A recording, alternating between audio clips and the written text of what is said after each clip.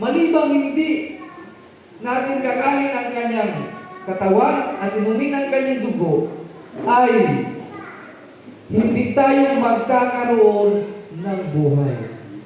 What is the importance of life? Kasi, para sa atin, basta huminga ka, may malay ka, nakagawa ka ng mga bagay-bagay, buhay ka. But ang definition ng Diyos sa buhay, ito yung buhay na kung saan, sabi ng kanta kanina, buhay na kasiya-siya. Amen. Kasi gumagalaw tayo, humihinga tayo, may kamalan tayo, ngunit ang ating isip, ang ating puso, ang ating kaluluwa ay parang patay na sa napakaraming problema. Diba? Nabubuhay tayo, huminga tayo, gumagalaw tayo, pero deep inside, stress na tayo sa problema sa buhay. Amen. Gumagalaw, humihinga, kumakain, pero nakakaramdam pa ba tayo ng kaginhawaan? Nakakaramdam pa ba tayo ng saya? Sabi nga ng mga kabataan, nabubuhay nga pero nakakaramdam pa ba ng kilig? O puro na lang ang obi? Nabubuhay ba tayo ayon sa buhay na gusto ng Diyos at buhay na gusto natin? O nabubuhay na lang tayo dahil sa physical na kondisyon, pero sa spiritual na kondisyon, parang naghihingalo na. Sino ba yung walang problema? Wala. Lahat na mayroon. Kaya nga, sabi ng ating Panginoon, kailangan natin yun. Sapagkat ang buhay na pangako ng Diyos ay hindi lamang sa mundong ito. Kaya nga maliwanag sa Ebanghelyo na sinasabi ng Panginoon, kung sakali mang mamamatay siya, siya'y muling bubuhayin muli. Sapagkat sa pamamagitan ng katawan at dugo ng ating Panginoon Jesucristo, dumadaloy ang buhay. Kaya ang isang bagay na pinakamahalaga sa lahat ay huwag natin isang tabi, huwag natin kalimutan, at huwag natin baliwalain. Sapagkat ito ang pinakamahalaga sa buhay ng tao.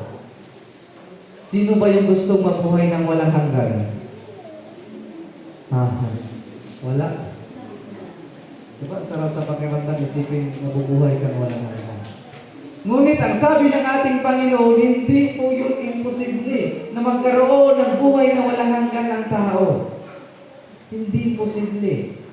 Sapagkat ang buhay na walang hanggan ay ipagkakaloob ng Diyos sa pamamagitan saan?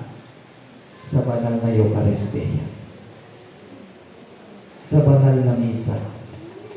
Kaya nga itinakda ng Diyos ang huling hapunan bilang palatandaan na dumadaloy ang pagmamahal ng Diyos at ang pagmamahal na ito ay dumadaloy sa buhay ng tao. Kaya ang sabi ng ating Panginoon, kapag ikaw ay kumain sa aking laman at uminom sa aking dugo, ako ay mananahan sa Kanya. Ibig sabihin, mananahan ang Espiritu ng Diyos, ang kapangyarihan ng Diyos sa buhay natin upang palakasin tayo sa buhay sa araw-araw. Amen. Amen. Sino magsasabi madali ang mabuhay? Sino ang nagsasabi dito madali lang ang buhay? Asin pa man. Lahat ba'y nahihirapan? Lahat ba'y nahihirapan sa buhay? Mahal mga bilihin. Ano po? Mahal ang mga bilihin. Baon sa mga estudyante araw-araw. Tapos ang dami pong sakit-sakit. Sakit yung tuhod, sakit yung likod, sakit yung baywang, may high blood, mataas yung sugar, sobrang init ng panahon, sige pa ang brown out,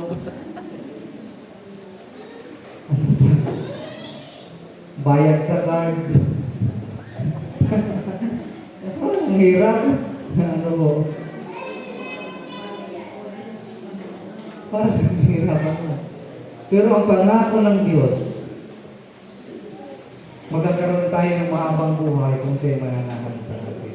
Alam niyo kung ano yung nagpapaikli sa buhay ng tao? Yung stress. Yung depression. Ano naman yung cause ng stress at depression natin? Mga problema. Ano naman yung cause ng problema ng tao? Ang cause ng problema ng tao, we are human being but not perfect. Hindi tayo perfecto, kaya palaging may problema. Hindi tayo perfecto, kaya palaging may pagkakamali. Hindi tayo perfecto, kaya laging may pagkukulang. Kaya nga sa unang pagbasa ay pinahayag ng Panginoon na kung saan tayo makisalo sa kanyang piging upang makibahagi sa karunungan ng Diyos, upang lubos nating maunawaan ang mga bagay-bagay na nangyayari sa buhay ng tao. At sa ikalawang pagbasa, maliwanag na sinasabi ni San Pablo na kung saan hindi dapat natin ubusin ang buhay natin sa mga bagay-bagay sa mundo sapagkat masyadong mapanglinlang ang mundo. Kaya nasabi sa ating pangalawang pagbasa, yung mga maglalasing, huwag nang maglasing. Mamuhay na ng matuwid upang masigit na maintindihan ang kalooban ng Diyos. Amen. Ang panawagan ng Diyos sa atin, mamuhay tayong mabuti at magagawa lamang yun kung tayo makikibahagi sa katawan at dugo ni Kristo. At saan ba ito matatagpuan? Saan matatagpuan ang katawan at dugo ni Kristo? Sa banal na Eucharistia. Kaya mga kapatid, huwag nating baliwalain ang misa. Huwag nating baliwalain ang Eucharistia sapagkat si Kristo mismo ang nagtalaga nito upang maging daluyan ng pagpapala sa buhay ng tao. Kaya nga, maliwanag na sinasabi ng ating Panginoon, inumin ninyo ang aking dugo. Gawin ninyo ito sa pag-alaala sa akin. Kahit kunin ang aking katawan, sapagkat ito yung palatandaan ng kaligtasan ng buhay ng tao. Kaya kung gusto nating mabuhay sa kapangyarihan ng Diyos, kung gusto nating mabuhay sa pagpapala ng Diyos at higit sa lahat, kung gusto nating mabuhay ng walang hanggan, makiisa tayo sa banal na misa. Amen. Ang dami nating hinihiling sa Diyos. Sino dito yung walang hinihiling sa Panginoon? Every time na nagdadasal tayo, minsan hindi nga tayo nagpapasalamat, basta diretso na lang tayo hingi. Lord, sana Lord, ganito, ganyan. Lord, sana Lord, mabigyan na. Sana Lord, yumaman ako. Sana Lord, kami na lang. Sana Lord, ganito, ganyan. Kung ano blessing na hinihingi natin. But the simplest blessing ay hindi nga natin iniintindi. Every blessings begin in the Eucharist. Sapagkat ang banal na misa, si Kristo mismo ang nagtalaga. Kaya maliwanag na pinapahayag ngayon ng ating Ebanghelyo na walang ibang daluyan ng biyaya at walang ibang daluyan ng kaligtasan at walang ibang daluyan ng buhay na walang hanggan at walang ibang daluyan ng buhay ng pananampalataya kundi ang banal na misa. Kaya kahit pagurin pa natin ang ating mga sarili sa kakahanang buhay, kung hindi tayo i-bless ni Lord, wala tayong magagawa. Kaya ayon sa Aklat ng Kawikaan, Kabanata 16, talata 29. Ang tao ang nagpaplano, ngunit ang Diyos ang nagpapatupad. Amen. Tandaan po natin yan, mga kapatid. Kahit anong plano natin sa buhay, kung hindi ito ipagkakaloob ng Diyos, walang mangyayari. Kahit anong kayod natin sa buhay, kung hindi tayo binibless ni Lord, walang mangyayari. Kaya bago ibigay ang blessings, kailangan tanggapin muna natin ang pinakaunang biyaya. ang biyaya ng banal na misa, ang biyaya ng banal na Eucharistia. Kaya nga tuwing linggo tinatawagan tayo ng Diyos bago pasimulan ang buong linggong buhay natin na makiisa sa banal na Eucharistia upang tayo palakasin ng Diyos sa pamamagitan ng diwa ng kabanalan. Upang sa gayon sa araw-araw na buhay natin, mapustos tayo ng banal na Espiritu na biging gabay natin, patnubay at tulong upang magtagumpay tayo sa buhay. Amen. Amen. Kung gusto nating maging successful, tanggapin muna natin ang unang blessing, ang basbas ng Diyos sa buhay natin. Huwag natin ipagpalit ang isa sa pinakamahalagang aspeto, isa sa pinakamahalagang biyaya at kaloob ng Diyos, ang banal na misa.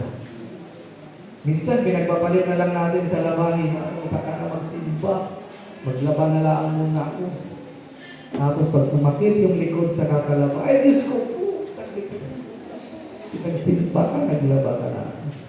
Diyos ko po, ang sakit ng likod ko sa gamas. Sabi ko, pinagsimba ka para makapagpahinga at kamas kalaan.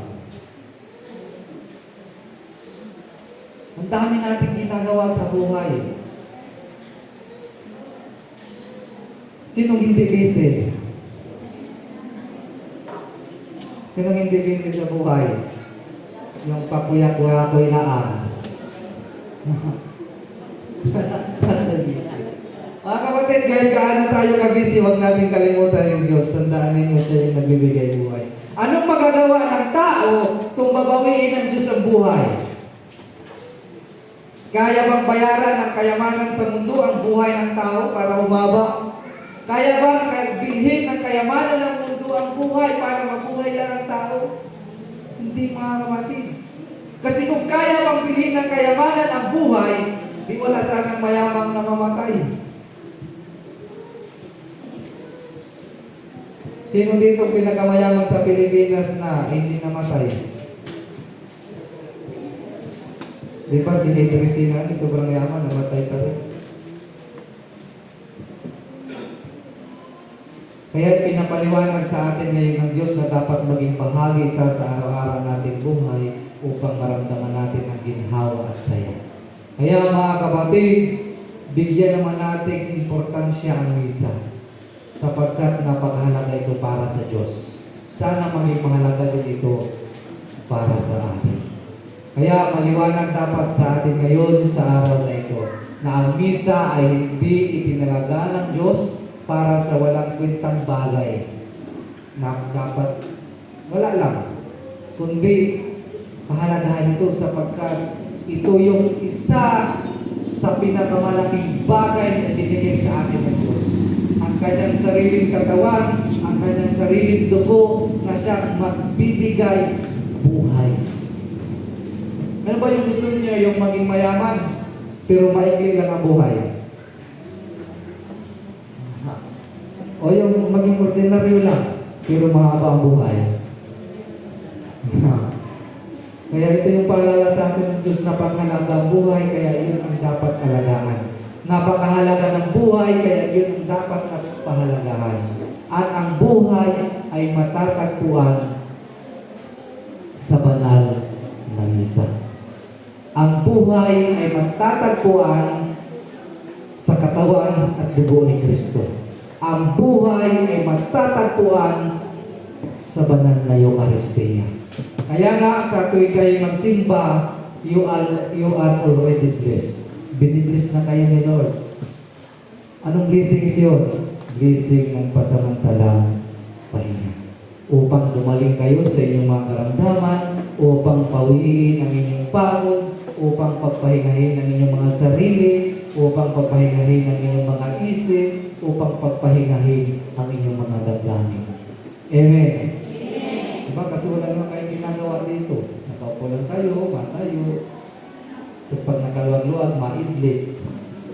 Ganun lang naman, pinahirapan pa kayo ng Diyos, wala. Pero bakit ayaw natin tanggapin? Kasi nga yung isip natin nakasit sa maraming bagay. Kaya sa halip na magpaka-stress araw-araw, bakit hindi muna tayo saglit magpahinga? Ipahinga ang sarili at ipanalangin ang mga bagay na gusto nating makuha. Ipanalangin ang mga bagay na gusto nating maabot. Pagkatapos ng misa, laban ulit sa buhay. Ganun lang naman, pansamantalang pahinga, pagkatapos, laban ulit sa buhay. Kaya kung ayaw nyo magpahinga ng pansamantala, hindi pahinga, walang hanggang pahinga. Gusto niyo? Gusto niyo walang hanggang pahinga o pahingang pansamantala? Kaya mga kapatid, huwag nating balawalain ang misa dahil hindi ko baliwala sa Diyos. Mahalaga ito. Kaya mahalaga natin sapagkat ito ang daluyan ng buhay. Sa pangalan naman ng Anak at Espiritu Santo. Amen. Magsitayo po ang lahat para sa sumasampalataya. Tayong lahat, sumasampalataya Tayo sa isang Diyos sa mga kapangyarihan, nalumihan ng langit at lupa, at ang lahat ng nakikita at di nakikita. Sumasampalataya tayo sa isang Panginoong Kristo, butong anak ng Diyos na mula sa mga pagpapalas simula ang panahon. Diyos buhat sa Diyos, liwanag buhat sa liwanag. Diyos na totoo, buhat sa Diyos na totoo. Inianak, hindi nilikha kaysa sa pagka-Diyos ng Ama. Sa pamamagitan niya ay nilikha ang lahat, na para sa ating mga tao sa ating kaligtasan, ay nanalo siya buhat sa langit.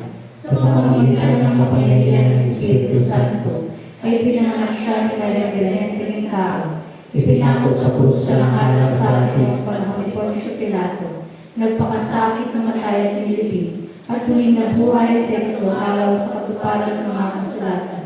Umakyat siya sa langit at narito sa kanan ng Ama, at muling darating na magwalhati upang hukuman ang mga buhay at mga patay, at ang kaharian niya ay walang hanggan.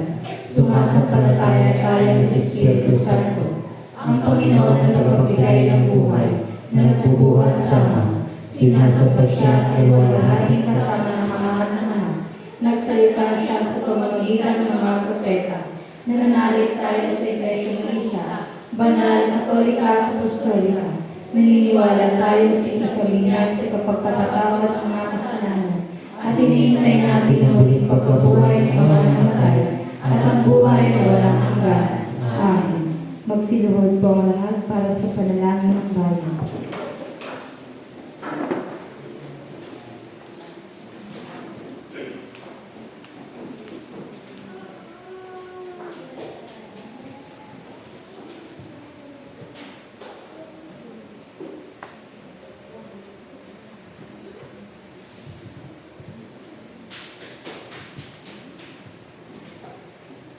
Manalangin tayo para sa buong Iglesia ni Jesucristo at para sa lahat ng tao ayon sa kanilang pangangailangan. Sa bawat panalangin ang atin pong itutugon, Panginoon, pakinggan mo ang aming panalangin. Ulitin po natin. Panginoon, pakinggan mo ang aming panalangin. Makapangyarihan at walang hanggang Diyos, itinuro mo sa amin sa pamamagitan ng iyong banal na salita na manalangin at magpasalamat para sa lahat ng tao. Isinasamo namin sa iyo na tanggapin ang aming mga panalangin na iniaalay namin sa iyo, mga Diyos na kamahalan. Manalangin tayo. Panginoon, pakinggan mo ang aming panalangin. Itinadalangin namin ang iyong banal at pangkalahatang iglesia, lalong-lalo ng Iglesia Filipina Independiente. Puspusin mo ito ng katotohanan, katuwiran at kapayapaan, at ipagkaloob mo sa lahat ng sumasampalataya sa iyong banal na salita at sama-samang mamuhay sa pagkakaisa at pag-iibigan. Manalangin tayo. Panginoon, pakinggan mo ang aming panalangin. Bigyan mo ng biyaya ang mga makalangit, ang lahat ng mga obispo, pari, diakono at mga seminarista, lalong-lalo na si Joel Porlares na aming obispo Maximo, si Arnold Damayan na aming obispo Registrano, at si Reverend Father Regency Mungalan na aming pari. Sa pamamagitan ng kanilang pamumuhay at pagtuturo, ay maipahayag nawa nila ng buong katapatan ang iyong tunay at nagbibigay buhay na salita at mapamahalaan ang iyong mga banal na sakramento. Manalangin tayo. Panginoon, pakinggan mo ang aming panalangin. Isinasamo rin namin na patnubayan mo ang mga puso ng lahat ng namumuno sa pamahalaan ng bayan ito at sa iba't ibang bansa. Magbasya sila ng buong talino at may katarungan, at mapalaganap nila ang kalayaan, kapayapaan at kagalingan ng iyong bayan. Manalangin tayo. Panginoon, pakinggan mo ang aming panalangin. Sa sangkatauhan ay pagkaloob mo ang iyong makalangit na biyaya, lalong-lalo na sa mga pamilyang nangunguna sa pagdiriwang ng banal na misa sa linggong ito, ang Third Sunday Mass sponsors. Ganon din sa mga magdiriwang at nagdiriwang ng kanilang kaarawan na sina Michael Saludes, John Kim Sales, Maricel Labosta, Maria Sofia Andres, Adrian Renz Rianzares, Androfiel Perlas, Jero Perlas, Rizalyn Ricanya, Aldrich J. Rianzares, Mary Ann Magsano, Sarah Jane Manalo, Raylene Ferrer at Faith Cyril Motol. At sa kongregasyong ito, dinggin na tanggapin nawa nila ang iyong banal na salita ng may kababaang loob at masunurin puso at paglingkuran ka ng may katapatan sa lahat ng araw ng kanilang buhay. Manalangin tayo. Panginoon, pakinggan mo ang aming panalangin. Isinasamo namin, Panginoon, sa iyong kagandahang loob na bigyan lakas at tulungan ang lahat ng nasa ligalig, pangangailangan, may sakit o kapansanan,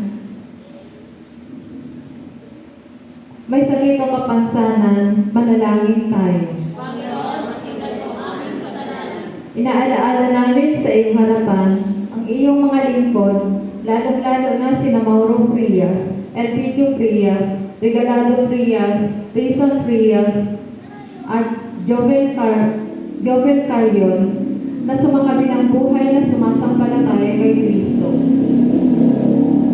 Sinasamo namin igawad mo sa kanila ang patuloy na pagyabong sa pag-ibig at paglilingkod sa iyo. Manalangin tayo. Panginoon, pakinggan mo ang aming panalangin.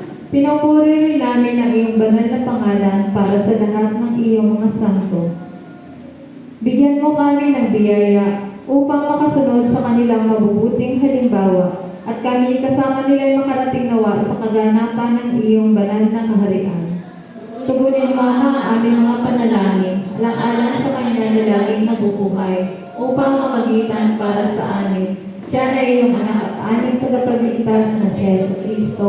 Amen. Magsitayo po. Mga kapatid, ang katawan ni Kristo sa pamagitan ng isang Espiritu tayo lahat at pinag-isang katawan ang tayo bigyan.